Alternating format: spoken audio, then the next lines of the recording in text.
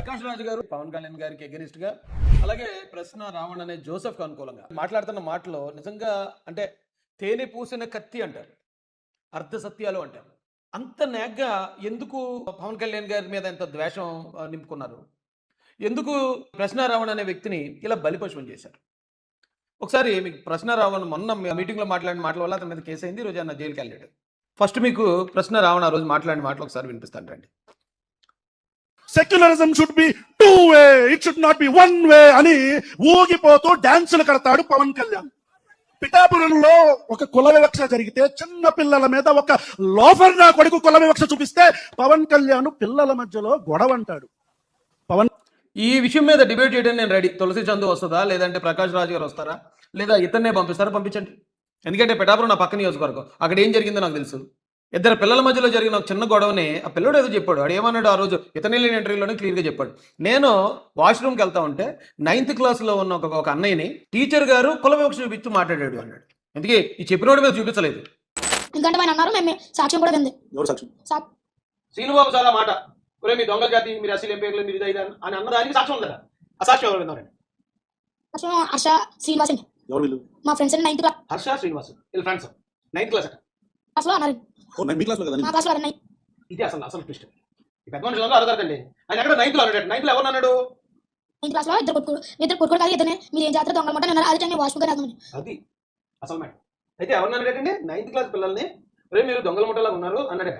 ఆ టైంకి ఈ కుర్రోడు వాష్రూమ్కి వెళ్తాడట. వాష్రూమ్కి వెళ్తే అది విని శ్రీనుబాబు గారు మా మీద కులవేక్ష చూపించాడని ఆ 9th క్లాస్ పిల్లల తరపున 6th క్లాస్ పిల్లడు పోరాడుతున్నాడు. అది కేసు. ఈడేమో 6th క్లాస్, 9th క్లాస్ కుర్రోడట. ఆ టీచరు కులవేక్ష చూపించి మాట్లాడాడట. అది వీడు విన్నాడట. కులవేక్ష చూపిస్తున్నారు మా కులం మీద, పోరాటం దిగాడు. ఇతనే ఇంటర్వ్యూలోనే చూపిస్తాడు రండి. లేని దాన్ని ఉన్నట్టు ఎందుకు క్రియేట్ చేయాలి? First point. తర్వాత అది దళిత క్రైస్తవ సభ. ఆ సభకి ఈయన వెళ్ళి పవన్ కళ్యాణ్ గారిని ఎందుకు తిట్టాలి? అంతంత పెద్ద మాటలు ఎందుకు మాట్లాడాలి? ఇప్పుడు పవన్ కళ్యాణ్ గారినో, లేకపోతే ఆయన అభిమానించే వాళ్ళనో, పార్టీ వాళ్ళనో, లేకపోతే కూటమి ప్రభుత్వాన్నో ఎందుకు దళిత క్రైస్తవులకు శత్రువుని చేయాలి? ఎందుకు దళిత క్రైస్తవులు మొత్తం సమాజానికి ఏంట్రీలు ఎలా ఉన్నారనే పరిస్థితి ఎందుకు క్రియేట్ చేయాలి మాకు? ఎందుకండి? అయితే ఇలాంటి మాటలు మాట్లాడితే అవును కేసు పెడతారు, అరెస్ట్ చేస్తారు. దీనికి సమర్థన ఏంటి? ఇది ప్రశ్నించడం అంటారేంటి? కళ్యాణ్ నా భాషని కొద్దిగా మన్నించాలి. ఎందుకంటే ఈ భాషని నేను నేర్చుకుంది పవన్ కళ్యాణ్ దగ్గర నుంచే. చెప్పు తీసుకొని కొడతా కొడకల్లారా. మతాల మధ్యలో చిచ్చు పెడితే చెప్పు తీసుకొని అటు ఇటు తిప్పి మార్చి కొడతాం కొడకల్లారా. ఇది నేనల్లా, పవన్ కళ్యాణ్ అన్నాడు. అన్నాడా లేదా? మల్లం గ్రామంలో ఒక కులానికి సంబంధించి ఒక కులం ఏంటి, వర్గాలని చెప్పొద్దు, పేర్లు చెప్పండి అన్నాడు. ఇది కూడా పవన్ కళ్యాణే. కాపు కులానికి సంబంధించిన వ్యక్తులు ఒక ఇంట్లో ఒక మనిషి చనిపోతే సామాజిక బహిష్కరణ చేశారు మొత్తం మాల కులస్తుల్ని. రమ్మనండి, దీని మీద కూడా డిబేట్ చేద్దాం. మల్లం గ్రామంలోనే కూర్చుందాం. మల్లం గ్రామంలో అక్కడ ఉన్న కాపుల్ని, ఎస్సీని పిలిపిద్దాం. ఎవరు చూపించారు, ఏ కేసు అయ్యింది, అక్కడ బాధితులు ఎవరున్నారు, ఏ బాధితులు రోడ్డు ఎక్కారు అడుగుదారండి. ఇవన్నీ లేనిపోయిన అపోహలు. ఫస్ట్ ఒక అపోహ క్రియేట్ చేయటం, దాన్ని వంక పెట్టుకుని ఓకే ఒకవేళ నిజంగా అతను చెప్పిన నిజాలు అనుకుందామండి. ఒక 6th క్లాస్ పిల్లడికి ఒక టీచర్కి మధ్యలో జరిగింది. ఆ టీచర్ కూడా ఎస్సీఏ. ఒక ఎస్సీ టీచర్ ఒక ఎస్సీ మీద అట్రాసిటీ చేసిందని ఇతను అన్నదే నిజం అనుకుందాం. ఆ టీచర్ని ట్రాన్స్ఫర్ చేశారు. ఆ విషయంలో పవన్ కళ్యాణ్ గారిని తిట్టాల్సిన అవసరం ఏంటి? మల్లాం గ్రామంలో ఒకవేళ నిజంగా ఇతను అన్నదే జరిగింది అనుకుందాం, ఆ లోకల్లో ఏమన్నా అదే నిజం అనుకుందాం కాసేపు. ఒకవేళ నిజమైతే దాన్ని పవన్ కళ్యాణ్ గారిని తిట్టడం ఏంటి? అక్కడ అది అలా అలాంటిది ఏదైనా జరిగింది అనుకో కేసు పెట్టాలి, బాధ్యులను శిక్షించేలాగా మనం పోరాడాలి. అది కదా ప్రాసెస్. అది వదిలేసి పవన్ కళ్యాణ్ గారి పెద్ద పెద్ద మాటలు. పవన్ కళ్యాణ్ నోట్లో ఎందుకు పవన్ కళ్యాణ్ గారి మీద ఇంత ద్వేషం? ఒకవేళ నేను పవన్ కళ్యాణ్ గారిని విమర్శించొద్దు అంటలేదండి, నేను కూడా విమర్శించనుండే. నేను విమర్శించాను. నేను వైసీపీలో ఉన్నప్పుడు వైసీపీ కార్యకర్తగా ఆయన విమర్శించాను. ఆయన మీద నేను కూడా పరుషపదజాలం వాడాను. తర్వాత మొన్న ఎలక్షన్కి ముందు ఆయన ఏదో 400 సీట్లు బీజేపీ కంటే, బీజేపీకి 400 సీట్లు వస్తే రాజ్యాంగం మార్చేస్తుందని రేవంత్ రెడ్డి గారు అలాంటి వాళ్ళు అన్న మాటలు విన్న తర్వాత అమ్మో ఏదైనా ఇది రిజర్వేషన్స్కో లేకపోతే దళిత వర్గాలకి, బహుజన వర్గాలకి ఏమన్నా డేంజర్ ఉందేమో అప్పుడు కూడా మేము వ్యతిరేకించాం. అక్కడ కారణం ఉంది, వ్యతిరేకించాం. ఇప్పుడు కారణం ఉంది, మీరు వ్యతిరేకించండి, మీరు ఫైట్ చేయండి. ఆయన మిమ్మల్ని తిట్టాడు అనుకో, మీరేం తిట్టండి. అరే ఏ కారణం లేకుండా ఆయనేమో అనారోగ్యంతో పాపం హాస్పిటల్కి వెళ్ళి శస్త్రచికిత్స చేసుకునే ఈ సమయంలో దళిత క్రైస్తవుల సభ అని చెప్పి ఇలా మాట్లాడడం, ఇది ప్రశ్నించటమా? అరే రే రే రే ఇది ప్రశ్నించడం నాకు తెలియదండి ఇప్పుడు దాకానే. పోలీసులకు కాదు, ఆ చట్టానికి ఐపీసీకి, సిఆర్పీసీకి కూడా తెలియదు, బిఎన్ఎస్ కూడా తెలియదు ఇది ప్రశ్నించడానికి. పవన్ కళ్యాణ్ గారు మీరు ఎక్కడున్నారు సార్? కనబడట్లేదే.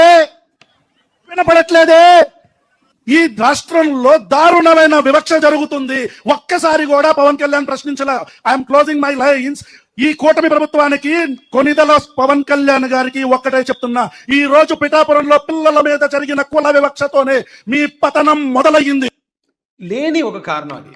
అక్కడ ఏమీ లేదు. అక్కడ లేని దాన్ని తీసుకుని దాన్ని భూతత్వంలో చూపించి దాన్ని ఒక దారుణంగా క్రియేట్ చేసి అది దళిత సమాజానికి ఆపాదించి దళితుల తరపున నేను పోరాడుతున్నాను అన్నట్టు ఒక బిల్డప్ క్రియేట్ చేసుకుని పవన్ కళ్యాణ్ గారిని తిట్టేయటం ఏమండి? ఈయన ఇప్పుడు దాకా నేను దళితులు అనుకున్నాను. నేనే నాలాంటి నేను సోషల్ మీడియాలో ఎంత యాక్టివ్గా ఉన్నా సరే అతన్ని నేను దళితే అనుకున్నాను. ఒకవేళ ఐడియాలజీతో అతను మాట్లాడుతున్నాడేమో, ఒకవేళ ఏదైతే మతాల మధ్యలో ఉన్న విద్వేషాలు లేకపోతే మతాల మధ్యలో పెట్టే రాజకీయాలు ఇవన్నీ వ్యతిరేకిస్తారు కదా జనరల్గానే అంబేద్కరిజంలో ఉన్నవాళ్ళు. అతను దళిత్ అనుకున్నాను నేను. అతను అసలు దళితుడే కాదట. ఎందుకు ఆ ఐడెంటిటీని దాచుకుని దళితుల్లో ఎందుకు పోర్ట్రే చేస్తున్నారు వీళ్ళు? అక్కడెక్కడో తెలంగాణ నుంచి ఒక ఎర్రప్ప అనేవాడు ఒకడు వచ్చాడు, ఆడు నేను దళిత పెట్టిననేవాడు. ఇక్కడ ఆ ఇస్మాయిల్ అని ఒకడు వచ్చేవాడు, ఆడు వచ్చి నేను దళిత పెట్టినని ఆడు క్రియేట్ చేశాడు. ఇప్పుడేమో ఇతను కూడా ఒక దళిత దీన్ని క్రియేట్ చేసుకుని రావణ్ అని పేరు పెట్టుకుని, అయ్యో మీరు చేసే పనులకి ఆ వెనకాతలు ఉన్న కమ్యూనిటీ మేము బ్లేమ్ అనుభవిస్తున్నాం. మీరు ఎవరో చెప్పి మీరు ఫైట్ చేయండి, మీరు ఎవరో చెప్పి మీరు తిట్టండి. అంతేగాని దళిత క్రైస్తవ సభలోకి వెళ్ళి పవన్ కళ్యాణ్ గారిని తిడితే దళిత క్రైస్తవులు అందరూ ఇప్పుడు పవన్ కళ్యాణ్ గారికి శత్రువులు అనేది క్రియేట్ చేయాలనే ప్రయత్నమే కదా ఇది. ఎందుకు అంత పెద్ద పెద్ద మాటలు ఎందుకండి? ఈ విషయాన్ని సమర్థించడానికి ప్రకాష్ రాజ్ గారు వచ్చారు. ప్రకాష్ రాజ్ గారి మాటలో కొన్ని విషయాల్లో నేను ఎప్పుడు ఆయన విభేదించలేదు. ఫస్ట్ టైం నేను విభేదిస్తున్నాను. ఇదివరకు ఎప్పుడు ఆయన గురించి నేను మాట్లాడింది కూడా లేదు. ఆయన ఐడియాలజీ ఏదో ప్రతి ఒక్కరికో సిద్ధాంతం ఉంటుంది. ఎవరన్నా సరే సిద్ధాంతపరంగా వ్యతిరేకించవచ్చు, తప్పులేదు. కానీ పవన్ కళ్యాణ్ గారిని మాత్రం ఎందుకు టార్గెట్ చేస్తున్నాడో నాకు ఎప్పటికీ అర్థం కాదు. రండి ఆయన ఏమడిగాడు ఒకసారి చూద్దాం రండి. రావణ్ణి మధ్యరాత్రి హైదరాబాద్ లో అరెస్ట్ చేసి పెద్ద బిల్డప్ ఇచ్చి ఆంధ్రప్రదేశ్ తీసుకెళ్లారు. కోర్టు ఈ కేసులో అరెస్ట్ చేయలేవండి అని బెయిల్ ఇచ్చింది. ఇమ్మీడియట్ గా ఇంకో కేసు వేసి మళ్ళీ అరెస్ట్ చేశారు. అప్పుడు కూడా కోర్టు లేదండి దిస్ ఇస్ నాట్ రైట్ అని మళ్ళీ బెయిల్ ఇచ్చింది. మళ్ళీ ఇంకో కేసులో అరెస్ట్ చేస్తారా?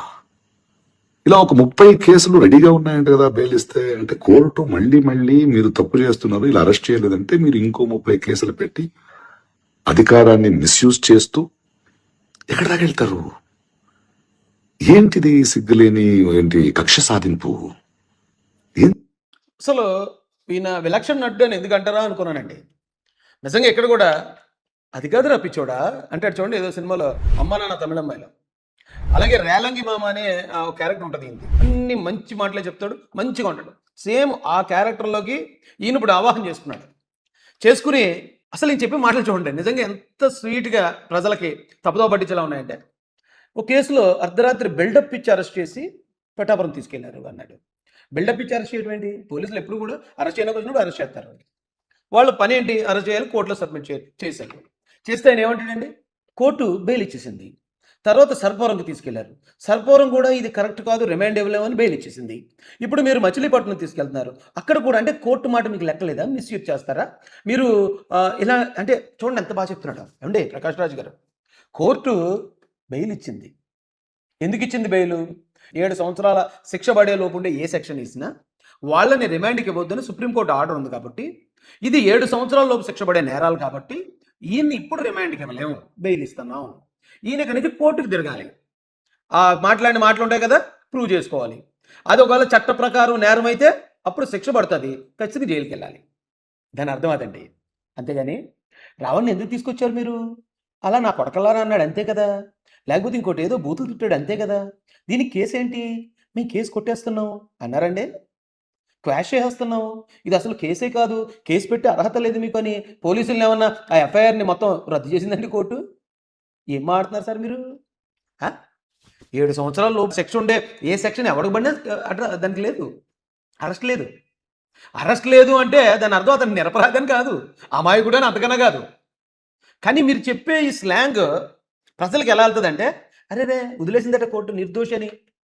అంటే ఈ కేసులన్నీ అవి పద్ధతి ప్రకారమే సెక్షన్ వేసి పెట్టారు కాబట్టి కోర్టు ఏం చేసిందంటే జస్ట్ దీనికి ఇప్పుడు అరెస్ట్ లేదు, కానీ ఇది వాయిదాలు జరగాల్సిందే, ట్రయల్ జరగాల్సిందే అంతే. రేపు పొద్దున ఇప్పుడు ఈ కేసులు 30 కేసులు అన్నారా మీరు, 30 కేసుల్లో కోర్టు తిరిగి వచ్చినప్పుడు దోలు తీరిపోతాయి. 30 కేసుల్లో 30 కోర్టుల్లో లాయర్లు పెట్టుకుని ఆ 30 కేసులు అంటే నెలకు 30 రోజులే. ఒక్కొక్క కేసులో ఒక్కొక్క వాయిదాకి వెళ్తే 4 రోజులు సరిపోవు. పైగా మనోడు హైదరాబాద్లో ఉంటాడు. హైదరాబాద్ నుంచి పిఠాపురం ఒక రోజు రావాలి, మచిలీపట్నం ఇంకో రోజు వెళ్ళాలి, ఇంకో రోజు రేపు నుంచే ఉంటుంది అసలు సినిమా. అయిపోయింది అనుకుంటారా ఏంటి మీరు? బెయిల్ వచ్చి బయటికి వెళ్ళిపోయిన వెంటనే ఇక ఫ్రీ అయిపోయాడు మావాడు, ఇంకెక్కడికి వెళ్ళక్కర్లేదు, ఇంట్లో రిలాక్స్గా కూర్చుని మళ్ళీ ఆడిని ఇన్ని తిట్టిస్తాను అనుకుంటారా ఏంటి? దోలన్నర తీరిపోద్ది రేపు నుంచి. ఇప్పుడు బెయిల్ వచ్చి బయటికి రావడం అనేది జస్ట్ ట్రైలర్. ఇది పిక్చర్ అభి బాకే హై మేరా దోస్త్, ఎక్కడి నుంచి ఉంటుంది అసలైన సినిమా. అది వదిలేసి ఏంటండి ఇది? ఇప్పుడు మీరు ప్రశ్నిస్తారు, మీరెందుకు తిట్టరు మరి? నా కొడకల్లారా అని నోట్లో ఏం పెట్టుకున్నామని, లేకపోతే ఇంకోటి మీరెందుకు తిట్టరండి? మీరు తిట్టకుండా అతను ఒకరిని తిట్టించి ఎందుకు అతను బలిపోషణ చేస్తున్నారు? మీరు అతను అలా తిడుతున్నప్పుడు రావు నువ్వు అలా తిట్టుకో జోసెఫ్, అది కరెక్ట్ కాదు, చట్ట ప్రకారం నేరం అవుద్ది, అందుకే నేను కూడా తిట్టను, తిడితే నన్ను కూడా బొక్కలు వేసేస్తారు, దయచేసి నువ్వు కూడా తిట్టుకో భాష మాట్లాడు. కానీ మీరు ఎందుకు చెప్పలేదు ఆయనకి? చెప్పకుండా ఎందుకు అతన్ని పాపం ఇన్ని కేసులు ఎరిగించారు? వేళ వైసీపీ సంగతి మీకు తెలీదు. వైసీపీ నేను ఇందాక చూశాను, సాక్షులు వేశారు, రావణ ప్రాణానికి ప్రమాదం ఉంది, ఎవరో చంపేనా చూస్తున్నారండి, ఏళ్ళో చంపేసి అది వేరే వాళ్ళ అకౌంట్లో వేసేస్తారు. ఈవేళ ఇప్పుడు అతను మచిలీపట్నం వెళ్ళాడు, జనాలు గోల పెట్టుకుంటూ పరుగులు పెడుతున్నారు అతను ఎక్కడ దొరుకుతాడా అని. అతను కాపాడు రెస్క్యూ చేయకుండా మీరు ఎక్కడో ఏసీ రూమ్లో కూర్చొని ఇంత సమ్మగా మాడుతున్నారేంటి సార్? అతనికి భార్య ఉందట, చిన్న పిల్ల ఉందట, అతని లైఫ్లో ఎందుకు అంత రిస్క్లో పెట్టేశారు జగన్ గారు మరియు మీలాంటి వాడు? అంత రిస్క్లో పెట్టి ఇప్పుడు ఎందుకు గాల్లో వదిలేశారు? అంటే అతన్ని ఒకవేళ ఎవరన్నా ఏదైనా చేస్తే చక్కగా అతను మటన్ని లేకపోతే అతని శవాన్ని ఉపయోగించుకుని రాజకీయానికి వాడుకోవాలనుకున్నారా? ఏంటి సార్ ఇది? అరే మీరు చాలా మేధావులు అనుకున్నాను నేను. బెయిల్ వస్తే అయిపోయింది అనుకున్నారా కేసు? మేమేం తప్పు చేయలేదండి, ఎవరిని నా కొడుకాని కానీ నాలుగు చీరేస్తాం అది ఇదని నేను ఏం మాట్లాడలేదని. కానీ జగన్ గారు నా మీద 30 కేసులు పెట్టారు. ఆ 30 కేసుల్లో నేను 22 రోజులు జైలు నుండి వచ్చిన తర్వాత అక్కడి నుంచి అసలు సినిమా స్టార్ట్ అయింది నాకు. అలాగే మనోడు కూడా ఇప్పుడు స్టార్ట్ అవుతుంది సినిమా. ఏం చేయాలనుకుంటున్నారు? జనాలు చూస్తున్నారు. They are seeing your frustration. They are all watching this frustration. You can't misuse power like this. Hope you release it soon. Thank you. Prakash Raju garu correct కాదండి ఇది. చెప్పండి, అతను తప్పు మాట్లాడితే లైన్ దాటకూడదు. ఏదైనా చట్ట పరిధిలో ఉండాలి తప్ప చట్టాన్ని మీరితే దాన్ని కడుక్కోవడానికి సంవత్సరాలు పడుతుంది. మీరు ఏదో అనుకుంటున్నారేమో. నా మీద తప్పుడు కేసులే నా మీద పెట్టినాయి అన్ని. కేసు పెట్టినోడు కూడా కోర్టుకు అటెండ్ అవ్వడు, నాకు సాక్షులు కూడా రారు. అయినా కూడా ఒక్కొక్క కేసు 3-5 సంవత్సరాలు 4-5 సంవత్సరాలు నడుస్తూనే ఉంది. నిన్న మొన్న రావణ్ణి పిఠాపురం స్టేషన్లో ఉంచినప్పుడు నేను ఆ రోజు ఒక కేసు నిమిత్తం నేను వాయిదాకి అటెండ్ అయ్యాను. ఉదయం అటెండ్ అయితే సాయంత్రంకి అయింది నాకు. ఏంటది? ఒక రైతు చనిపోతే ఆ ఇద్దరు కూతుర్లు అనాథలు అయిపోతున్నారని వాళ్ళ కోసం నిలబడి పోరాడి ఆ రైతు దగ్గర జగన్ గారు లాక్కున్న భూమి వాళ్ళకి ఇప్పించాం. భూమి ఇచ్చేశారు, వాళ్ళకి కాంపన్సేషన్ ఇచ్చారు, అన్నీ చేసి సాటిస్ఫై చేసి తర్వాత నన్ను అరెస్ట్ చేయాలని 15 రోజుల తర్వాత ఆ కేసు కట్టి నన్ను జైల్లో పెట్టారు. అలాంటి తప్పుడు కేసును వదిలించుకోవడానికి 4 సంవత్సరాలు అవుతుంది, ఇంకా తిరుగుతున్నాను. రేపు నుంచి రావణ్కి ఎవడో ఉండడు, వెనకాల ఎవ్వడో ఉండడు, ఆ వాయిదాలు తిరిగేటప్పుడు ఎవ్వడో ఉండడు. ఆ వాయిదాలు ఇప్పుడు ఈవేళ జనం అతని మీద అలా పరుగులు ఎట్టించి అతన్ని ఇది చేయడానికి ప్రయత్నిస్తున్నారు ప్రజలు. రేపు పొద్దున వాయిదాలకు వస్తాయి. వాయిదాలు కానీ why category Z category security వేసుకుని వస్తాడు ఏంటి? ఎందుకు అతని ప్రాణాలు అలా రిస్క్లో పెట్టారు? అతని లైఫ్ని ఎందుకు అలా రిస్క్లో పెట్టారు? మళ్ళీ ఇలా సపోర్ట్ చేయడం ద్వారా అతన్ని ఎందుకు ఇంకా ముంచేస్తున్నారు మీరు? మనం పెద్దలుగా ఉన్నప్పుడు రేపు తప్పు అలా మాట్లాడుకో, అలా చేయొద్దు, ఇలా వెళ్ళు, ఇలా పద్ధతిగా ఉండు, ఇది నేర్పించాలి. కానీ ఏది చేస్తే దాన్ని ఎంకరేజ్ చేసుకుంటూ పోతారా? ఏం పద్ధతి అండి ఇది? ఇదేనా మీరు నేర్పించే పద్ధతి? దాని తోడు మీరు పవన్ కళ్యాణ్ గారిని ఎందుకు విమర్శించారో నాకు తెలియదు, ఇప్పటికీ తెలియదు. ఆయన దారిలో ఆయన వెళ్తున్నాడు, నచ్చితే మీరు ఓటేయండి, నచ్చకపోతే ఓటేయకండి. లేదా ఆయన ఏమన్నా మతాల మధ్యలో ఏమైనా విద్వేషాలు పెట్టి గొడవలు ఏమైనా క్రియేట్ చేశాడా? ఏ చర్చల మీద మసీల మీద ఏమైనా దాడి చేయించాడా? లేకపోతే ఎవరినైనా చంపించాడా? ఎవరి మీద వివక్ష ఏం చేశాడని అతను పవన్ కళ్యాణ్ గారు మీ టార్గెట్ ఏంటి? ఎందుకు? ఓన్లీ అసూయ ద్వేషం మాత్రమే కనిపిస్తుందండి. అరే మాతో పాటు ఉండాల్సిన ఒక నటుడు ఈవేళ ఈ స్థాయి డీసీఎం అయిపోవడం ఏంటి, కేంద్రంలో కూడా ఈ స్థాయి 5 వచ్చేటువంటి అనే అసూయ కనిపిస్తుంది తప్ప నాకు కన్స్ట్రక్టివ్గా ఒక్క రీజన్ కనిపించలేదు. మీరు వ్యతిరేకించరు. ఒకవేళ ఇప్పుడు జగన్ గారు ఉన్నారండి, వైసీపీలో ఉన్నారు, వాళ్ళు విమర్శించడానికి సాలిడ్ రీజన్ ఉంది, ఎందుకంటే వాళ్ళు ప్రతిపక్ష పార్టీ, వాళ్ళు విమర్శించవచ్చు. అంటే మీరేం వైసీపీ కాదు కదా, మీరేం వైసీపీ కాదు, మీరు ప్రతిపక్ష పార్టీ, మీకు పార్టీ లేదు, మీకెందుకండి ఆయనతో శత్రుత్వం? మీరెందుకు ఆయన తిట్టాలి? రావణ్ అనే ఈ జోసెఫ్ ఎందుకు తిట్టాలి? ఇతను ఏమన్నా పార్టీ కార్యకర్త? ఇప్పుడు అది అర్థం చేసుకోండి. పవన్ కళ్యాణ్ గారిని ఎవరైతే ఎవరినన్నా సరే, ఎవరు భారతదేశంలో విమర్శకు అతీతుడు కాదు, ఈవెన్ దేవుళ్ళతో సహా విమర్శించండి. కానీ ఆ విమర్శకు ఒక అర్థం పరమార్థం ఉండాలి, దానికి ఒక ఆధారం ఉండాలి. ఏ ఆధారం లేకుండా, ఏ కారణం లేకుండా మేము వెళ్ళి ఎవరినో తిట్టేస్తామంటే ఆయన ఒప్పుకోవచ్చు, ఆయన అభిమానులు ఒప్పుకోరు. లేదా ఆయన ఒప్పుకోవచ్చు, చట్టాలు ఒప్పుకోవు, శిక్షలు పడతాయి, కేసులు పడతాయి. అరెస్ట్ ఇప్పుడు ఉండకపోవచ్చు, రిమాండ్ ఇవ్వకపోవచ్చు, కానీ కోర్టుకు వాయిదాలు తిరగాలి. అక్కడ ఖచ్చితంగా ఇవన్నీ ఆధారాలు ఉంటాయి కాబట్టి శిక్ష పడుతుంది. శిక్ష పడితే అప్పుడు వెళ్ళాలి జైలుకి. ఏమనుకుంటున్నారు, కోర్టు అంటే ఏమనుకుంటున్నారు, కేసు అంటే ఏమనుకుంటున్నారు, దానిలో ఉన్న ఆ బరువు ఏంటనేది మీకు తెలియక చాలా సరదాగా ఉంది. రేపటి నుంచి తెలుస్తుంది రావణ్కి.